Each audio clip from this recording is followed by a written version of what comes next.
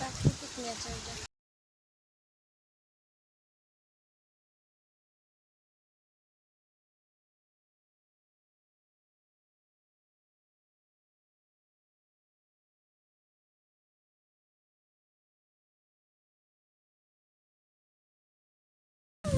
মাচা বানানোর মাঝামাঝি পর্যায়ে। হ্যাঁ বাবা, মাচা বানানো প্রচুর কষ্টের কাজ, তবে এখানে প্রচুর পরিমাণে বাতাস, সেই পরিমাণে বাতাস, কারেন্টে যে পরিমাণে ডিস্টার্ব করতেছে, লোডশেডিং হচ্ছে, মানে এখানে বসলে আমার একটা শান্তি পাওয়া যাবে।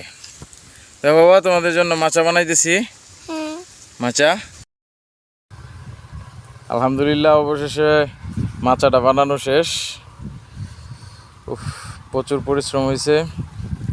আসলে সবাই ফলটাই ভোগ করে, মাঝখানে যে কত পরিশ্রম হয় সেই জিনিসটা কেউ দেখে না।